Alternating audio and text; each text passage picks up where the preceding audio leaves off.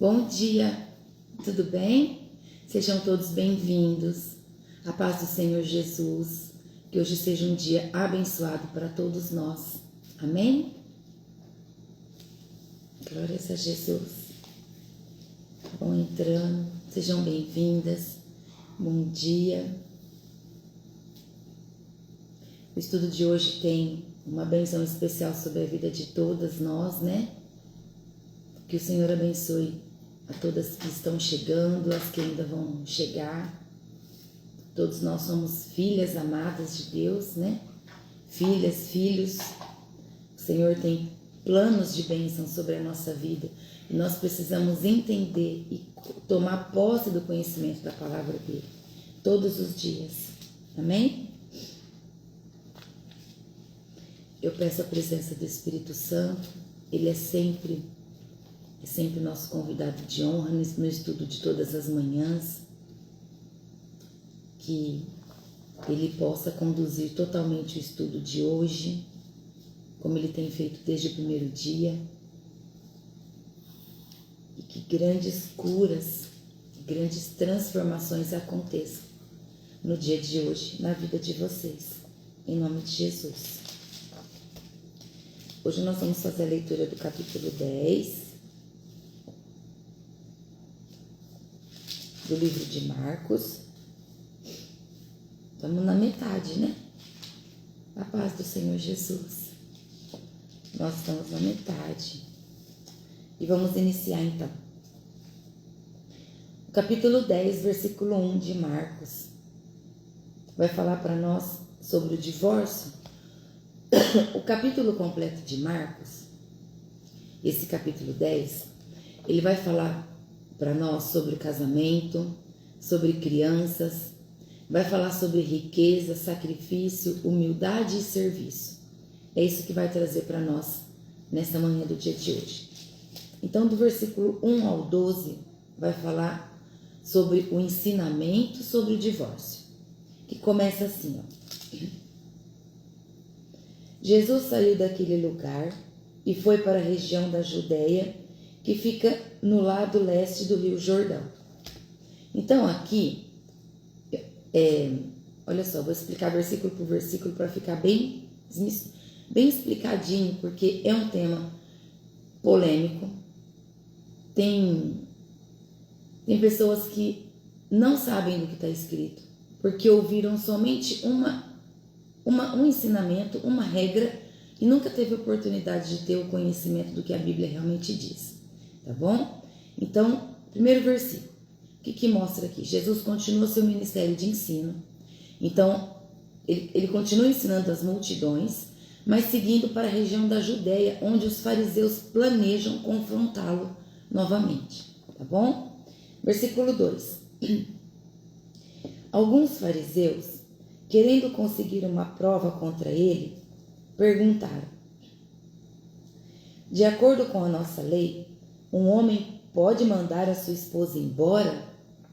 Então aqui a pergunta visa criar uma armadilha, porque os fariseus sempre viveram perseguindo Jesus, sempre em busca de uma armadilha ali para ele, né?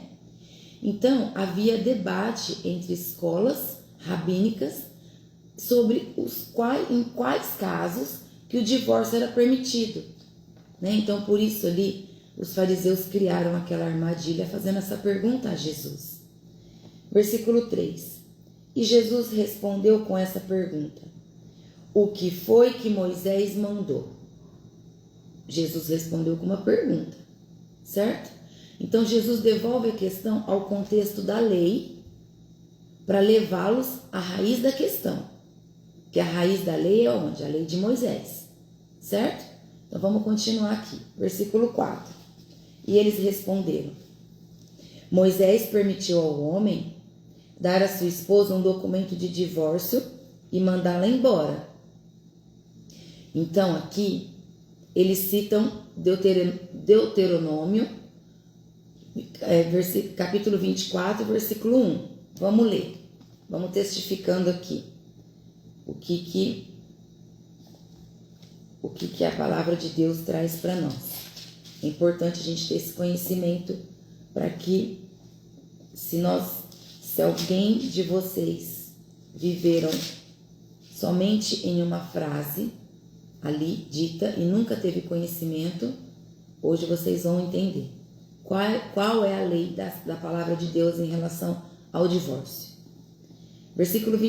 Capítulo 24, versículo 1 diz assim, ó: Moisés disse ao povo: Pode acontecer que um homem case, mas depois de algum tempo não goste mais da esposa, porque há nela alguma coisa que não agrada a ele. Nesse caso, ele deve preparar um documento de divórcio, entregá-lo à esposa e mandá-la embora. Então Moisés disse isso ao povo e está escrito em Deuteronômio, capítulo 24, versículo 1. Então Jesus fez os fariseus voltar a se lembrar do que estava escrito aqui, na lei de Moisés, aonde ele deixa escrito que o marido pode dar a carta de divórcio à esposa se ela não o agradar, ok? Aí vamos continuar. Versículo 5. Aqui, ó, no caso do versículo 4, o que acontece aqui? Onde Moisés permitiu o divórcio como concessão. Por que isso? Às vezes tem pessoas que perguntam, mas por que Moisés autorizou isso? Se lá na criação, Deus falou que o que Deus uniu, o homem não separa. Por que Moisés fez isso? Por causa da dureza do coração humano. Por causa da dureza do coração do homem, Moisés instituiu essa concessão relacionada ao divórcio. Versículo 5 diz assim, ó: Então Jesus disse: Moisés escreveu esse mandamento para vocês por causa da dureza do coração de vocês. Que acaba de falar o que eu acabei de dizer. Jesus revela que o divórcio não era parte do plano original de Deus. Não era, mas uma concessão diante da queda humana e do coração duro do homem. Então houve aí essa concessão em relação ao divórcio. Versículo 6 até o 8 diz assim, ó: Mas no começo, quando foram criadas todas as coisas, foi dito: Deus fez o homem e a mulher.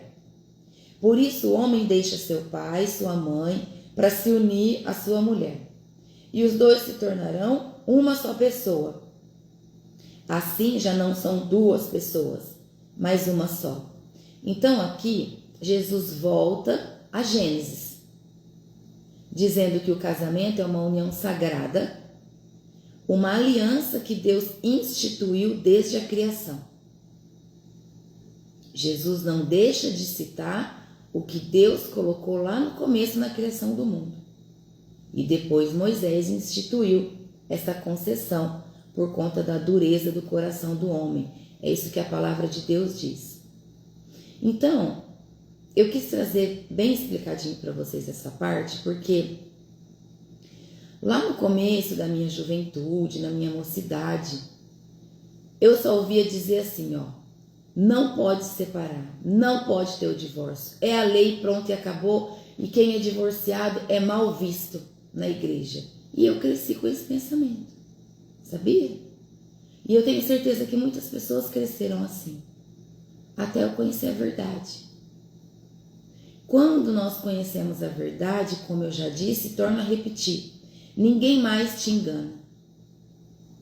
Por isso é tão importante a gente buscar o conhecimento diante da verdade da palavra de Deus, do que está escrito. Viver no que está escrito. Cumprir todas as leis conforme está escrito. Vamos continuar lendo, que ainda tem mais para ler. Versículo 9. Aqui Jesus continua dizendo, tá? Portanto, que ninguém separe o que Deus uniu. Ele afirma o valor indissolúvel da aliança matrimonial diante de Deus. Jesus está afirmando aqui. Do versículo 10 ao 12 diz assim, ó: Quando já estavam em casa, os discípulos tornaram a fazer perguntas sobre esse assunto. E Jesus respondeu: O homem que mandar a sua esposa embora e se casar com outra mulher, estará cometendo adultério contra sua esposa. E se essa mulher mandar o seu marido embora e se casar com outro homem, ela também estará cometendo adultério. Então, o que Jesus está dizendo aqui? Quando ele foi responder para os discípulos, Jesus reforça a seriedade do casamento, certo?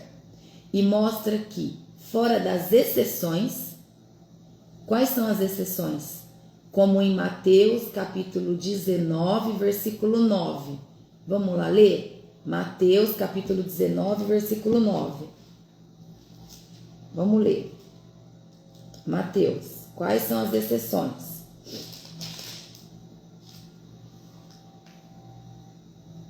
(19, 9). Eu vou começar a ler do 8, tá bom? Diz assim, ó. Jesus respondeu. Foi os discípulos? Não. Quem respondeu? Jesus. Jesus respondeu. Moisés deu essa permissão por causa da dureza do coração de vocês. Mas, no princípio da criação, não era assim. Versículo 9. Portanto, eu afirmo a vocês o seguinte: o homem que mandar a sua esposa embora, a não ser em caso de adultério, se tornará adúltero se casar com outra mulher. Entendeu? Amém? Entenderam? Então, se muitas pessoas cresceram, assim como eu cresci, antes de conhecer a verdade, a lei sobre o divórcio, hoje toda mentira caiu por terra da sua vida, em nome de Jesus, porque Jesus disse, deixou muito bem colocado, que por motivo de adultério, eu afirmo a vocês, o homem que mandar a sua esposa embora, a não ser em caso de adultério, se tornará adúltero se casar com outra mulher. Então aqui está bem esclarecido para nós sobre a lei do divórcio, que traz aqui para nós também no capítulo 10 do livro de Marcos, tá bom? Então aqui o divórcio seguido de casamento, o divórcio seguido de novo casamento é adultério. Então essa é a afirmação que Jesus faz quando fala com os discípulos, tá bom? A não ser essa exceção que foi colocada aqui, tá? Agora do versículo 13 ao 16, Jesus vai falar sobre as crianças, quando diz assim, versículo 13. Depois disso, algumas pessoas levaram as suas crianças a Jesus, para que ele as abençoasse. Mas os discípulos repreenderam aquelas pessoas. Quando viu isso, Jesus não gostou e disse: deixe que as crianças venham a mim, e não proíbam que elas façam isso, pois o reino de Deus é das pessoas que são como essas crianças. E eu afirmo a vocês que isso é verdade. Quem não receber o reino de Deus como uma criança, nunca entrará nele. Então Jesus abraçou as crianças e abençoou, pondo as mãos sobre elas. Então aqui a gente vê que a sociedade via as crianças como inferiores por serem pequenas, que é o que traz aqui no começo, né, para nós. Enquanto o povo pensava que a sociedade pensava que as crianças eram inferiores por serem pequenas, enquanto isso os discípulos pensavam que estavam protegendo Jesus, tentando afastá-las de perto dele. Esse é o pensamento dos discípulos, certo?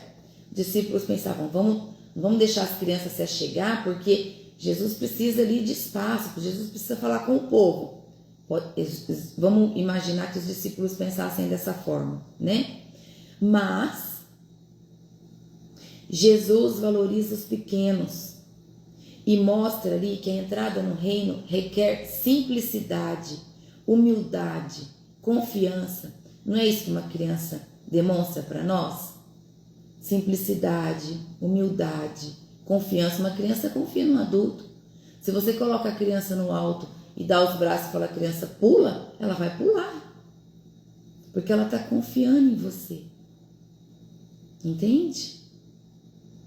Então, nós precisamos ser como uma criança, assim diz o Senhor Jesus, para que nós possamos ter a entrada no reino de Deus. Então, no versículo 15, traz para nós que o reino é para os que se esvaziam de si e confiam plenamente em Deus. Assim como eu dei a demonstração da criança que pula quando alguém fala, vem, pula. O que é isso? Você se esvazia da sua autoconfiança e confia plenamente em Deus. Então, para aqueles que deixam Deus conduzir, esse é o reino de Deus. É para todo aquele que deixa Deus conduzir a vida dele totalmente. É aquela pessoa que coloca Deus na frente de tudo. Na frente dos negócios, na frente de uma decisão, diante do dia a dia, de todas as coisas que faz, diante de um convite, seja convite de uma festa, seja um convite de uma promoção em uma empresa ou um cargo diferente dentro de uma congregação, dentro da igreja que você congrega. Em tudo nós temos que colocar Deus na nossa frente para ter a resposta dele, porque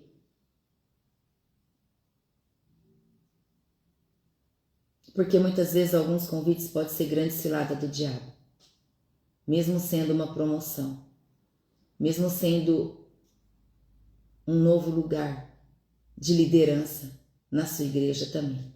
Se você não buscar a resposta de Deus, você pode estar caindo numa grande cilada, porque você pode estar querendo assumir uma liderança que vai continuar te prendendo diante do que o Senhor vem te pedindo, que é algo muito maior do que o que você vai receber sendo líder. Entende? Que o Senhor Jesus possa sempre, sempre estar na tua vida, te conduzindo, te entregando tudo que você busca em resposta através da sua oração. Sempre em nome do Senhor Jesus. Amém?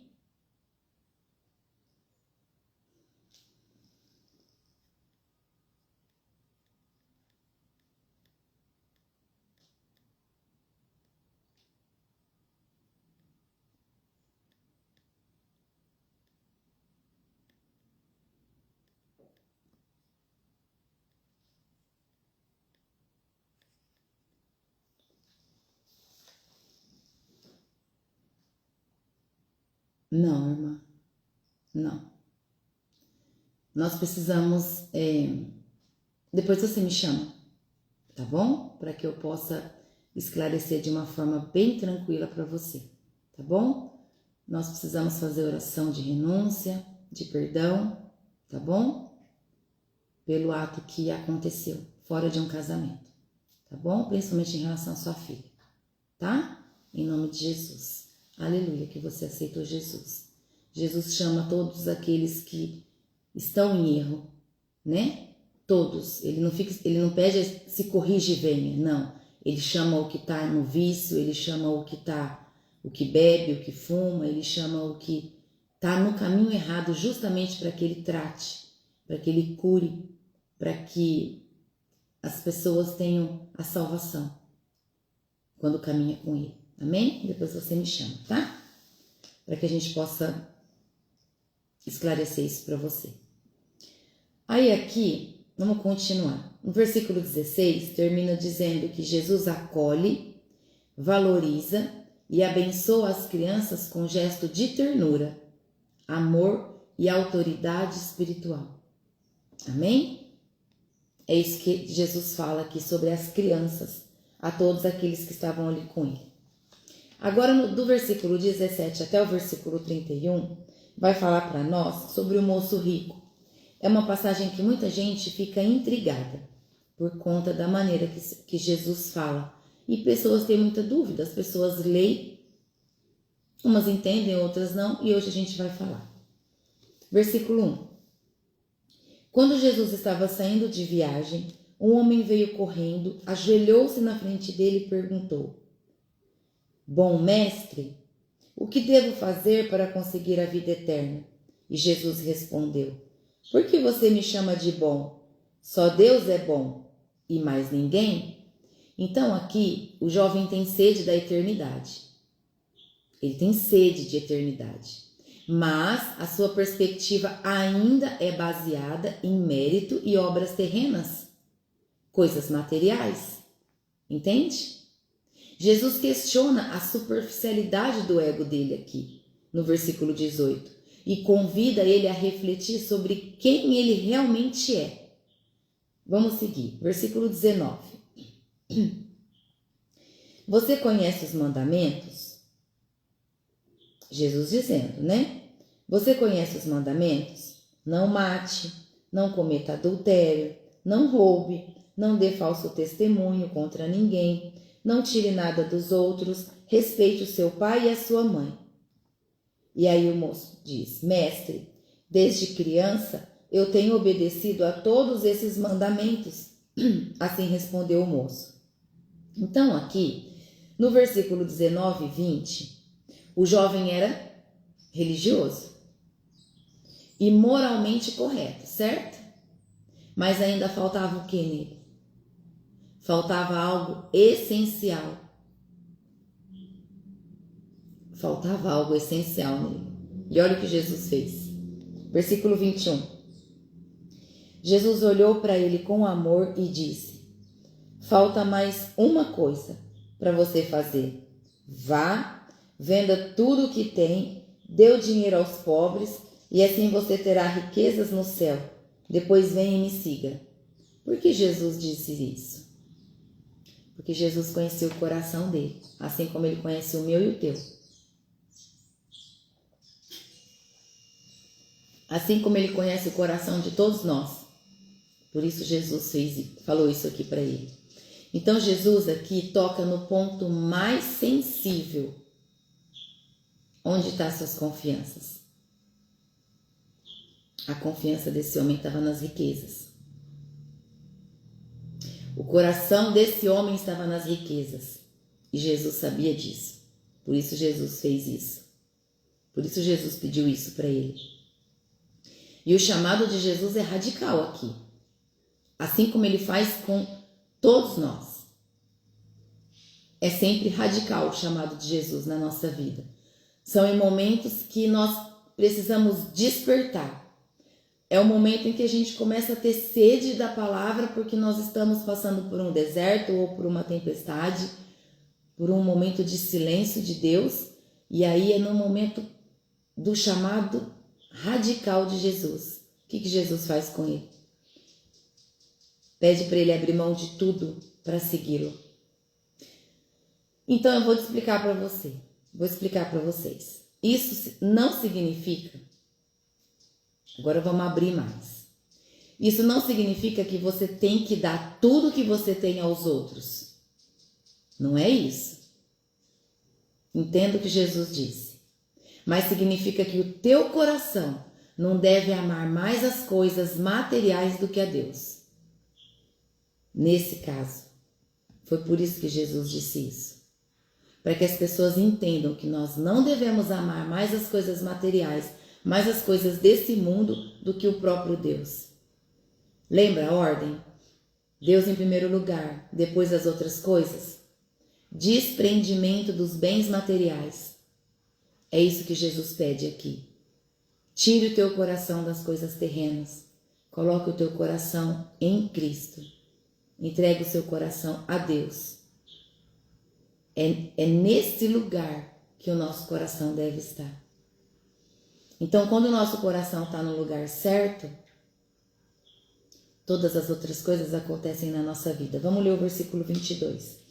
Quando o homem ouviu isso, fechou a cara e, porque era muito rico, foi embora triste.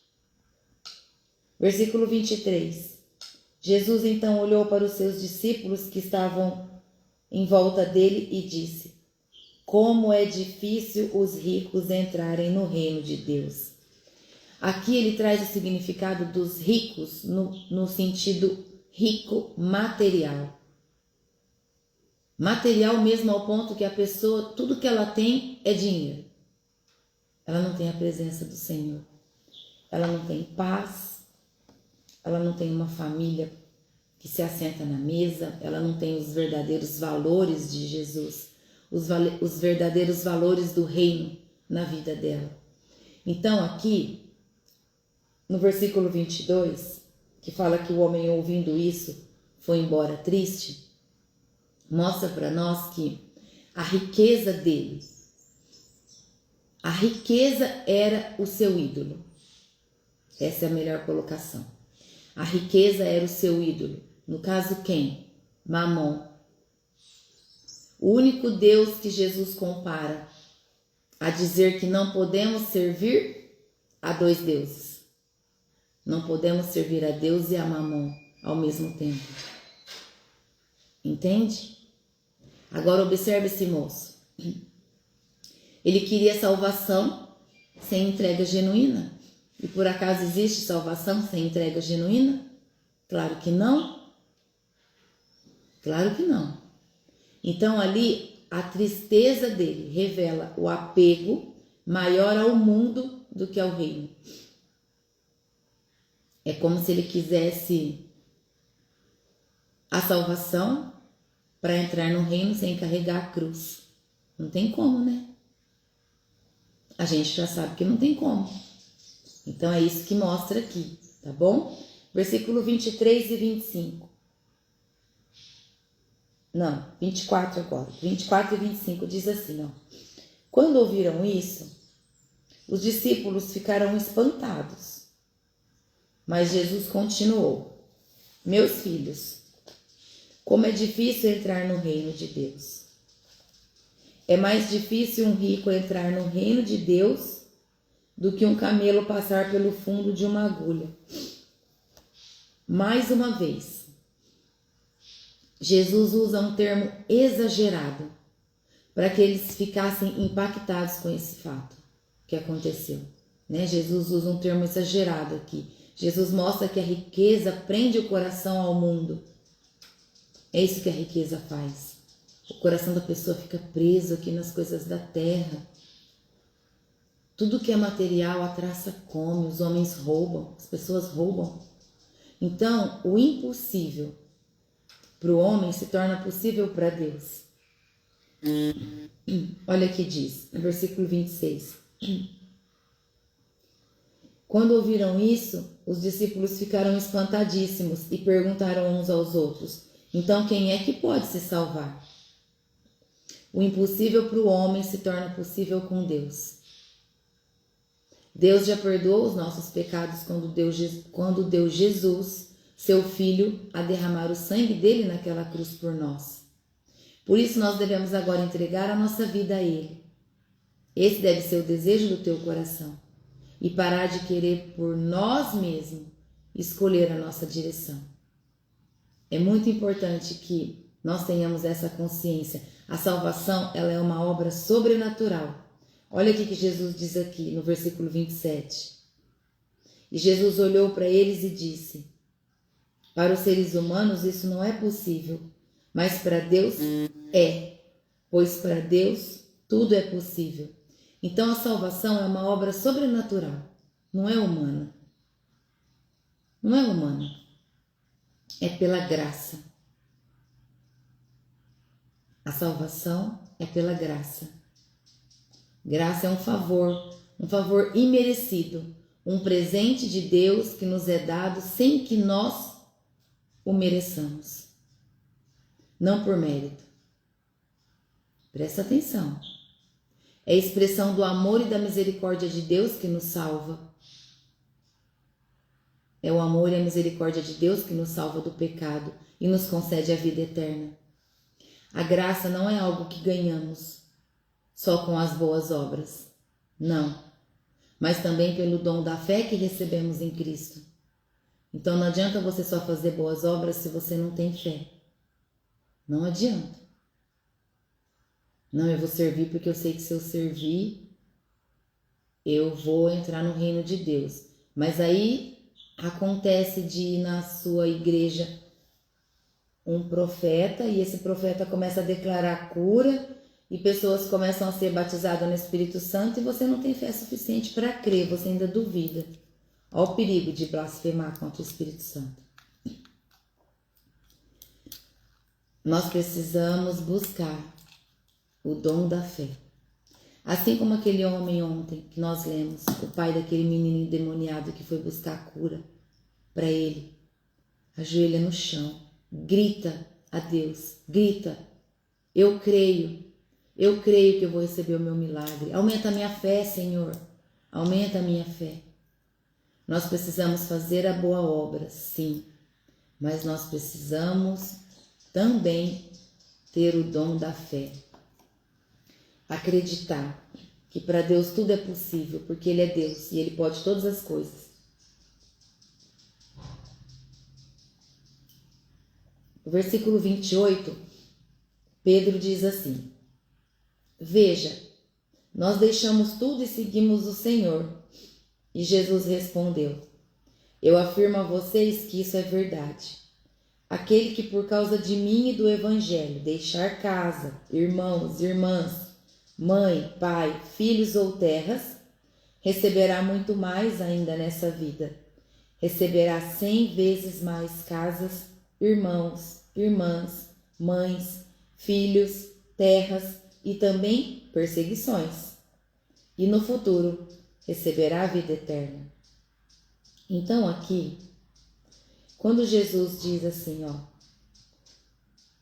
aquele que por causa de mim e do Evangelho deixar sua casa, irmãos e irmãs, pai, mãe, filhos ou terras, o que Jesus diz aqui? Ele não está pedindo para você abandonar, não é isso. É só para você colocar ele em primeiro lugar antes de tudo isso. Porque você deve amar a Deus mais do que os seus pais. Você deve amar a Deus mais do que os seus próprios filhos.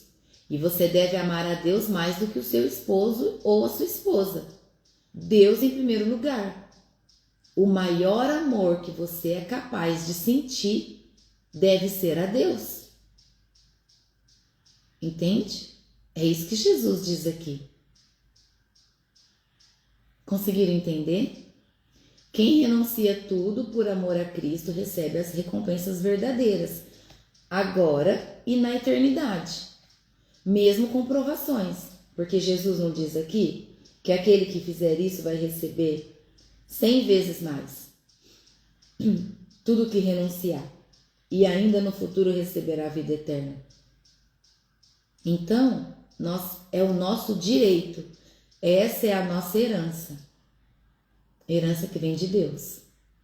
Então, por que Jesus diz que nós receberemos 100 vezes mais casas, irmãos e irmãs?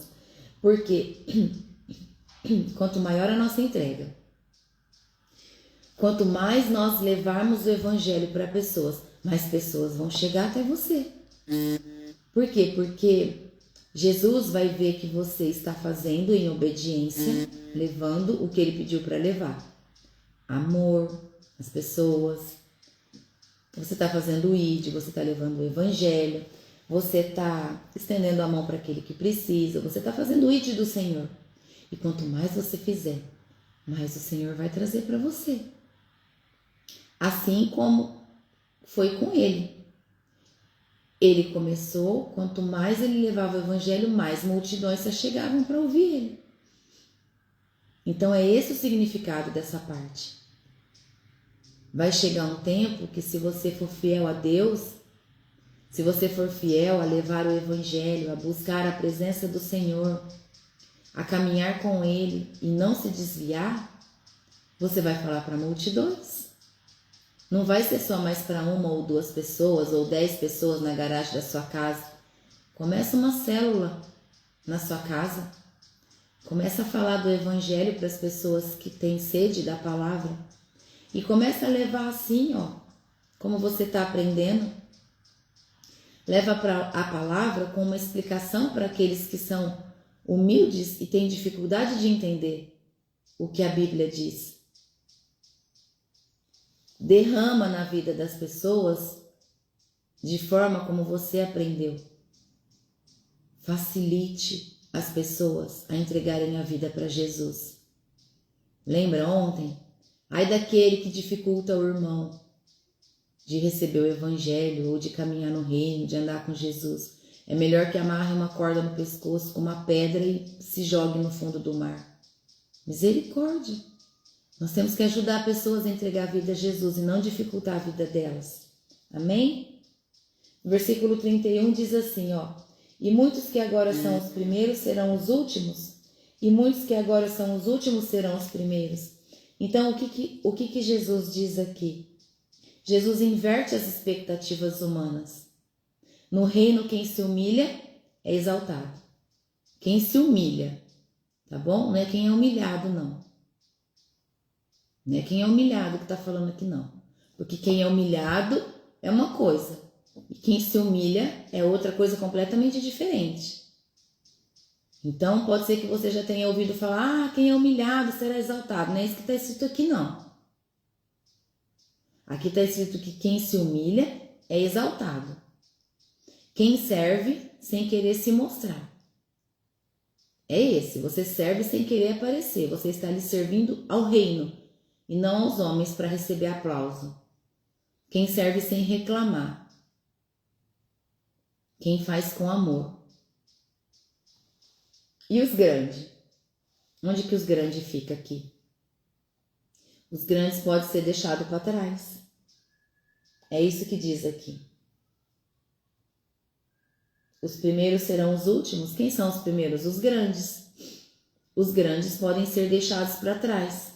Aqui, Jesus fala sobre as pessoas que no mundo são considerados primeiro. São as pessoas que têm privilégio nesse mundo. Por causa de quê? Por causa da posição social, por causa da riqueza, por causa de prestígios, por causa de posição. Por causa de posição. Esses podem não ser importantes para Deus. Pensa nisso. Porque é uma verdade, tá bom? Por isso eles ficarão para trás. Porque Deus conhece o teu coração, assim como Ele conhece o meu e o coração de todos que põem o pé aqui nessa terra. Todos que caminham nessa terra. Ele conhece o nosso coração, então Ele sabe se você está servindo com amor ou se você está servindo por obrigação, porque você quer cumprir um protocolo para agradar o seu pastor ou a sua liderança, porque você quer um cargo maior dentro da sua congregação ou no seu trabalho. Deus conhece o teu coração, tá bom? Então que o seu coração seja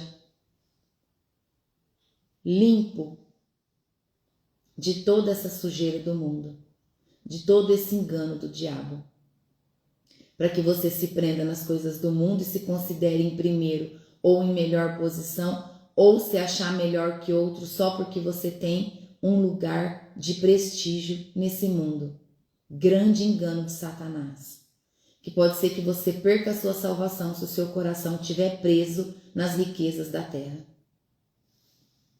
Preste atenção nisso. Ore ao Senhor, peça um coração humilde, um coração quebrantado, para que você, em nome de Jesus, esteja com o seu coração no lugar certo. Amém? Agora do versículo 32 ao 34, vai falar sobre a terceira predição da morte e ressurreição de Jesus, quando Jesus anuncia outra vez a sua morte e a sua ressurreição. Então diz assim, ó, versículo 32. Jesus e os discípulos iam pela estrada, subindo para Jerusalém. Ele caminhava na frente e os discípulos, espantados, iam atrás dele. As outras pessoas que iam com eles estavam com medo. Então Jesus chamou outra vez os discípulos para um lado e começou a falar sobre o que ia acontecer com ele. E Jesus disse assim: escutem, nós estamos indo para Jerusalém, onde o Filho do Homem será entregue aos chefes dos sacerdotes e aos mestres da lei. Eles o condenarão à morte e o entregarão aos não-judeus. Estes vão zombar dele, cuspir nele, bater nele e matá-lo. Mas 3 dias depois ele ressuscitará. Então aqui, olha como Jesus falava com os discípulos. Ao invés de Jesus dizer assim, ó, estamos indo para Jerusalém, onde eu serei entregue aos chefes dos sacerdotes e aos mestres da lei. Então ele não usava dizendo como nós falamos hoje, eu. Ele falava o Filho do Homem. Então, Jesus revela novamente aqui, com mais clareza, o caminho do sofrimento, certo?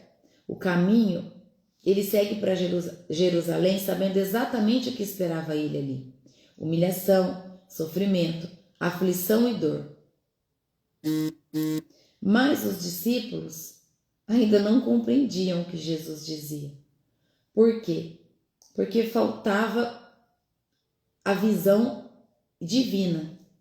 Faltava eles terem a mente no céu, no plano espiritual de Deus, diante do que Jesus precisaria passar. Então, vamos ler agora do versículo 35 para vocês verem. Versículo 35. Vai falar sobre o pedido de Tiago e de João.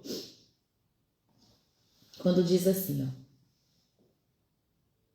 Depois Tiago e João, filhos de Zebedeu, chegaram perto de Jesus e disseram: Mestre, queremos lhe pedir um favor. O que vocês querem que eu faça para vocês? Perguntou Jesus. E eles responderam: Quando o Senhor sentar-se no trono do seu reino glorioso, deixe que um de nós se sente à sua direita e o outro à sua esquerda. E Jesus respondeu: Vocês não sabem o que estão pedindo. Por acaso vocês podem beber o cálice que eu vou beber e podem ser batizados como eu vou ser batizado? E eles disseram: Podemos? Então Jesus diz: De fato vocês beberão o cálice que eu vou beber e receberão o batismo com que eu vou ser batizado. Mas eu não tenho o direito de escolher quem vai sentar à minha direita e à minha esquerda, pois foi Deus quem preparou esses lugares, e Ele os dará a quem quiser. Olha só. Aqui do versículo 35 ao 37, nós vemos que eles ainda pensam com a grandeza terrena. Olha aí. Eles ainda estão presos às coisas terrenas. Eles estão tendo uma visão estreita aqui. E Jesus tinha acabado de falar da cruz. E eles pedindo por tronos. Jesus tinha acabado de falar que ele seria entregue. E eles ainda estavam presos nas coisas terrenas, pedindo posição. Querendo trono, disputando lugar onde um ou outro vai sentar. Visão estreita. Visão errada. No versículo 38 e 39, Jesus fala do sofrimento que viria ali para eles, relatando e preparando eles. E eles não entendem totalmente. Eles não entendem. Eles não conseguem entender, mas eles se comprometem com Jesus. Mas mesmo sem entender ainda de como Jesus falava.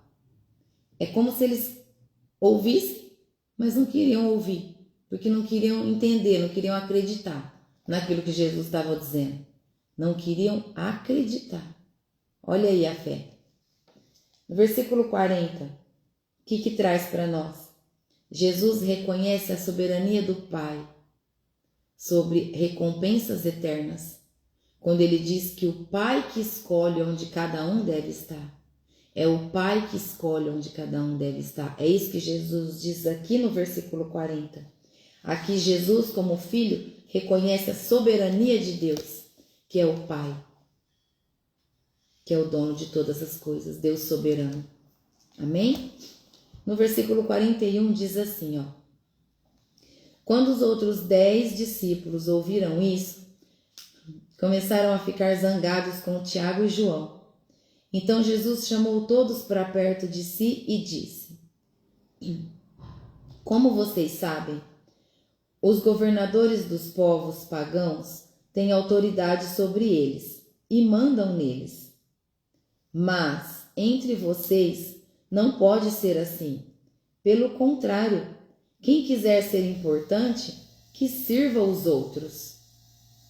Então aqui, a indignação dos outros discípulos revela a ambição oculta. E Jesus ensina que liderança no reino é servidão. Então vocês veem que aqui os outros discípulos carregavam uma ambição oculta, que é revelada ali naquele momento que eles ficam zangados, né? Que diz no versículo 41 que eles ficam zangados com Tiago e João pelo que eles pediram. E Jesus mais uma vez ensina que liderança no reino é servidão, servir, sirva e você vai para o reino, entrará no reino de Deus. Versículo 44. E quem quiser ser o primeiro, que seja o escravo de todos, porque até o Filho do Homem não veio para ser servido, mas para servir e dar a sua vida para salvar muita gente. Então, esse é o coração do Evangelho. Esse é o coração do Evangelho. Jesus, o Rei, se fez servo e se entregou para todos. Ele se entregou para nos salvar. O modelo de liderança aqui é o da cruz e não da coroa. Entenderam? Nem Jesus veio para ser servido. Por que você quer ser servido? Jesus veio para servir. O tempo todo. O tempo todo Jesus veio para servir. E nós devemos fazer o mesmo. Em nome dele. Por amor a ele. Amém? Agora aqui no versículo 46 até o 52, vai trazer para nós que Jesus cura o cego Bartimeu. Quando diz assim, ó. Jesus e os discípulos chegaram à cidade de Jericó. Quando ele estava saindo da cidade com os discípulos e uma grande multidão, encontrou um cego chamado Bartimeu, filho de Timeu. O cego estava sentado na beira do caminho pedindo esmola. Quando ouviu alguém dizer que era Jesus de Nazaré que estava passando, o cego começou a gritar. Então aqui, o cego começou a gritar: Jesus, filho de Davi, tenha pena de mim. Vamos explicar essa parte. Bartimeu reconhece Jesus como Messias, certo? Então Bartimeu reconhece que Jesus é o Messias. Ele não o conhecia por vista. Ele era cego. Ele não conhecia Jesus por vista, mas o conhecia por ouvir falar de todos os milagres que Jesus fazia. E esse homem praticou a fé, sem duvidar, pois ele não via o que Jesus fazia. Essa é a fé de receber aquilo que nós não podemos ver. É acreditar que você vai receber naquilo que você não está vendo, mas você crê que você vai receber. Então ele creu que receberia, por isso ele pediu. O que ele fez aqui? O que ele praticou? A fé na ação. Ele teve uma ação diante da fé dele. Então ele clama com fé. Ele clama com fé, né? Ele grita. O cego começou a gritar. Então ele grita ali com fé, mesmo sendo rejeitado pela multidão. Presta atenção. Mesmo ele sendo rejeitado pela multidão, ele não quis saber da multidão. Ele não queria nem saber da multidão. Ele queria receber a cura, porque ele creu que ele poderia ser curado. Ele tinha fé suficiente para gritar e clamar ali a Jesus pela cura. É isso que nós precisamos fazer. Parar de se importar com as pessoas. Para de se importar com o que as pessoas estão falando. Ou para de se preocupar com os outros. O seu foco é Jesus. Não se preocupe com o que os outros vão pensar na hora que você está adorando a Deus, na hora que você está clamando ao Senhor, na hora que você está buscando ali um derramar, na hora que você quer demonstrar ao Senhor a tua fé, através de um louvor, através de uma petição, através de uma oração. Faz igual Bartimeu. E daí que está cheio de gente? E daí com o povo? Coloque a tua fé em ação. Mesmo sendo rejeitado pela multidão, ele clamou. É isso, quando chegamos nesse nível de fé, você se torna imparável. Quando você para de se importar com as pessoas, quando você para de se importar com o que a pessoa vai pensar diante do que você está fazendo por causa de Jesus, é porque o teu nível de fé já se elevou. Você não está nem aí porque os outros estão pensando. A tônica preocupação é agradar a Deus. É louvar o Senhor em espírito e em verdade, em um nível elevado. Nada te tira do foco de fazer o que agrada a Deus. Esse é o posicionamento de Bartimeu aqui, do cego. Amém?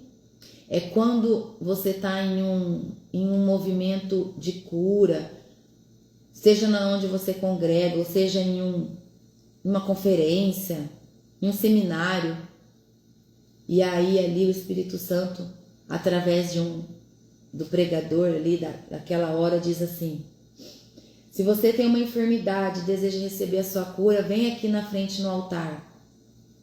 Eu vou orar pela sua cura. Aí você faz assim: ai, eu não vou não. Ai, que vergonha, a pessoa vai saber que eu sou doente. Ai, não vou não, vou ficar aqui. Perdeu a chance, perdeu a oportunidade de ser curado.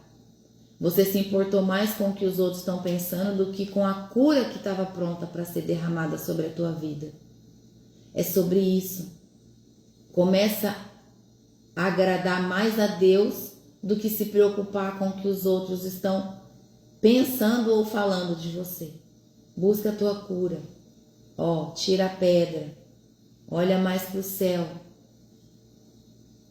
Confessa, profetiza a tua cura, o teu milagre. Amém?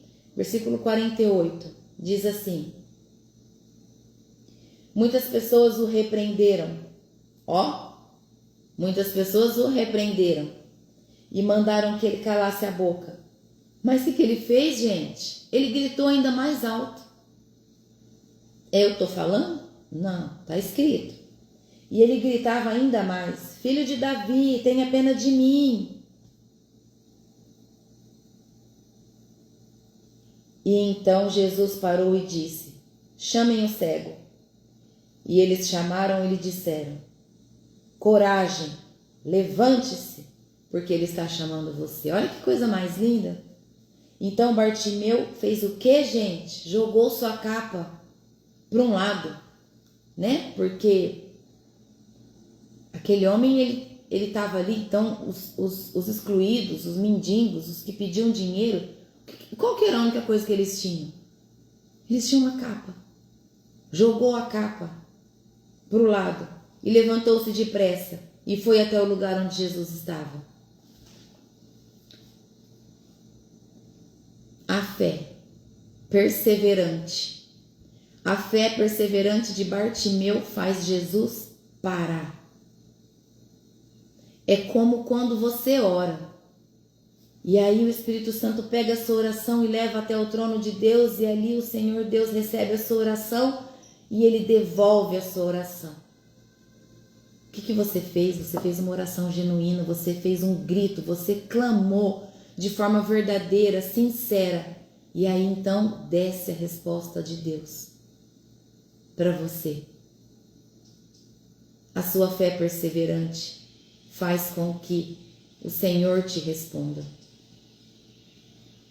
E ali Jesus responde ao clamor sincero e insistente daquele homem. E assim acontece com você também. O seu clamor sincero e insistente, você tem que persistir, você tem que perseverar, você tem que ser intencional, você tem que ser constante na presença do Pai. Não adianta pedir só hoje, aí você cansou, aí você pede daqui 3 dias. Não, é todos os dias. Assim como você bebe a água, o tempo todo, porque senão seu corpo seca. O seu espírito seca, a sua fé seca, se você não buscar a Deus todos os dias. Entendeu?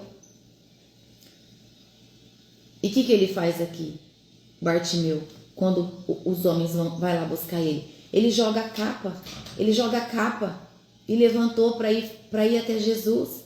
Então aqui no versículo 51 e 52 diz assim, ó.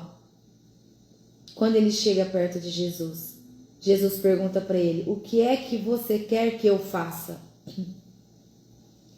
E ele responde, mestre, quero ver de novo.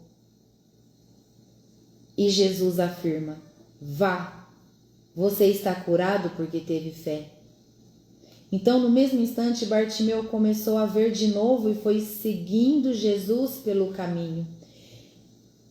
Então, vejam que a capa ali era a sua proteção. Era a proteção de Bartimeu. Era a única coisa que ele tinha. E Bartimeu lança tudo para ir até Jesus.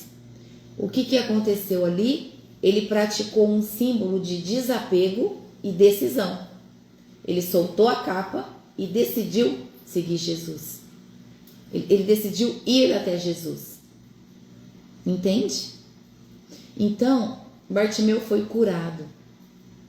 Assim diz a palavra do Senhor. Mas também passou a seguir Jesus. Então, a sua fé não levou apenas à cura física, mas levou ele à transformação de vida. É isso que nós buscamos aqui. Aleluia! É isso que nós estamos buscando aqui. Nós estamos buscando a nossa cura física, a nossa cura espiritual, a nossa transformação de vida. É isso que nós estamos buscando aqui, todos os dias, buscando a verdade, buscando conhecer o que está escrito aqui, para que a gente possa viver diante de tudo que nós estamos aprendendo. A fé constante, a fé perseverante, a ação da fé. Eu vou orar ao Senhor e vou buscar a presença dEle e Jesus vai me curar. Jesus tem o poder de te curar onde Ele quiser, a hora que Ele quiser e do jeito que Ele quiser. Mas você não pode só ficar dentro da tua casa. Você precisa congregar em uma igreja. Você precisa buscar um lugar onde você viva em comunidade, porque é lá que você vai ser treinado em fé. Entende? É lá que você vai ter a oportunidade de derramar o seu amor. Porque do que adianta você se encher da palavra e não ter um ambiente para derramar? Amém? Agora, o que a gente vê? O que nós aprendemos aqui? Com tudo isso que nós ouvimos. Como o Espírito Santo falou de uma forma direta na manhã do dia de hoje com todos nós. Nós aprendemos aqui, primeiro, que o discipulado é renúncia e não posição. Nunca vai ser sobre posição, e sim sempre pela renúncia que você faz. Mostra que os verdadeiros seguidores de Jesus negam a si mesmo, servem aos outros e não buscam reconhecimento. Esse é o verdadeiro amor diante de Jesus, para que nós possamos ser discípulos dele. para que nós possamos levar o Evangelho a todos os lugares.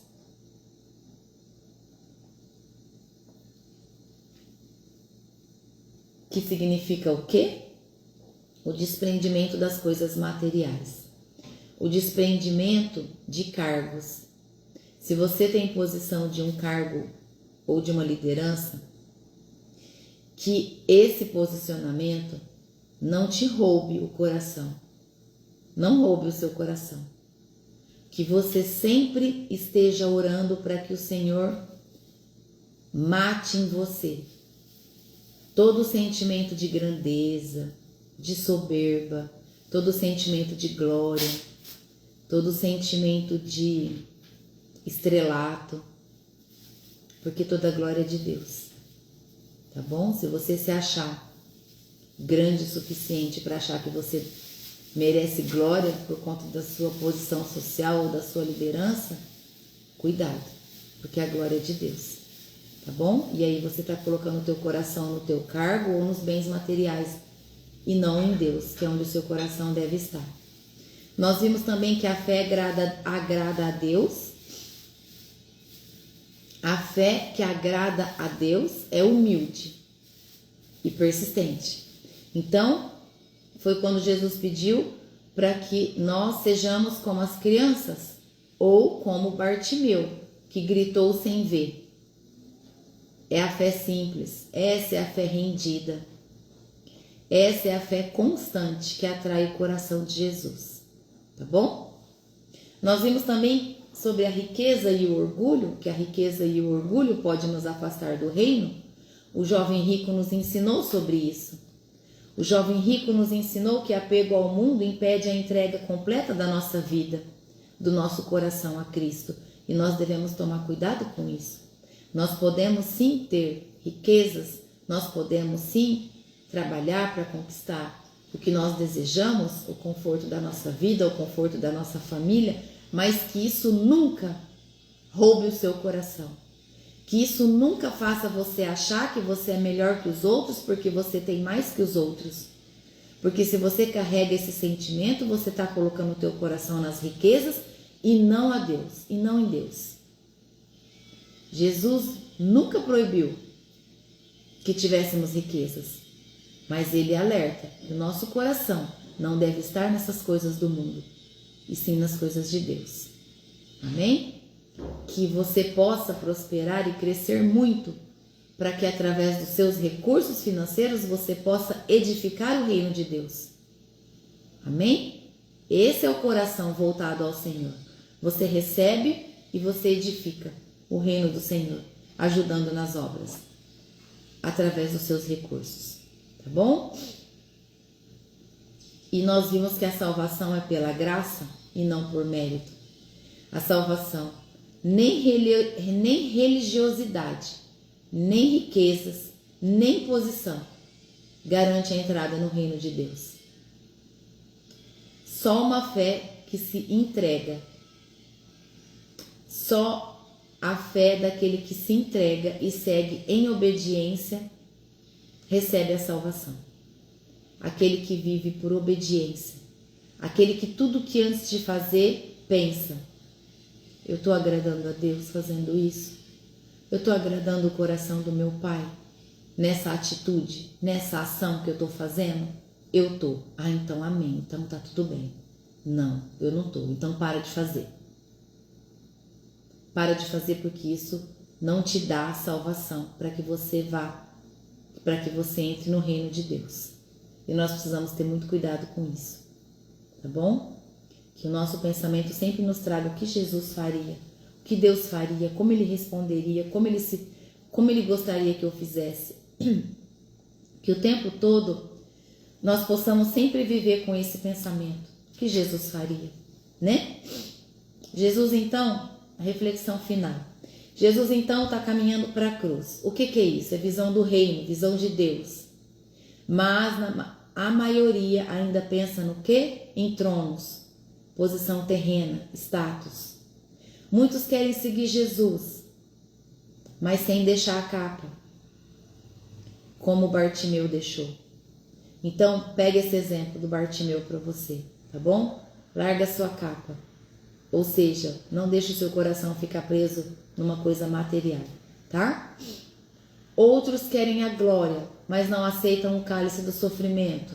Não aceitam o quê? O que é o cálice do sofrimento? Não aceita perseguição, desertos, tempestades. Tem pessoas que não querem seguir Jesus por causa da perseguição. Então você vai queimar no inferno. Como que pode não ser batizado porque não quer receber perseguição? Me desculpa a sinceridade, mas é a palavra de Deus que está dizendo e eu só estou te lembrando. Como que pode não entregar a vida para Jesus?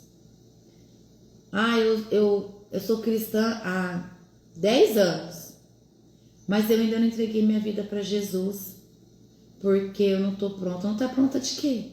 Se for arrebatada agora, você não vai ter salvação, vai para o inferno. Está preparada para quê? Então você é cristã, então eu sinto em te dizer que faz 10 anos que você rejeita Jesus.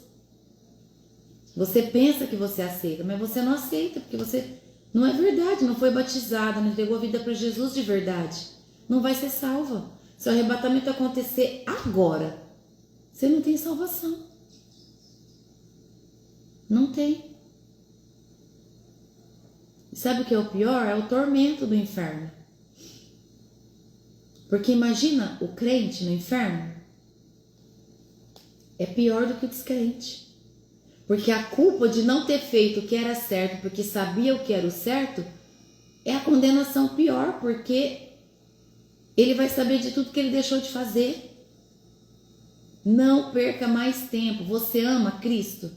Você ama Jesus? Você está conhecendo a verdade? Você deseja viver diante da verdade?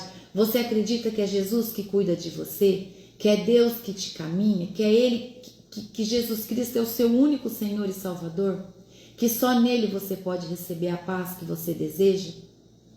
Então vai entregar sua vida para Jesus. Vai procurar a sua igreja. No próximo batismo já se entrega nas águas. O que te impede?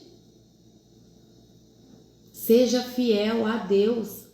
Se você está buscando a palavra, mas você quer ficar só buscando, eu vou só buscar. Eu vou só buscar a palavra, deixa assim do jeito que está. Você está com um pé no mundo e um pé na igreja, não vai ter salvação.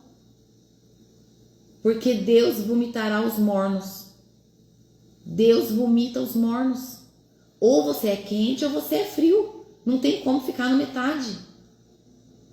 Não sou eu que estou dizendo, está escrito. Você tem que ser salvo, se é esse o desejo do seu coração. Você precisa ser batizado nas águas.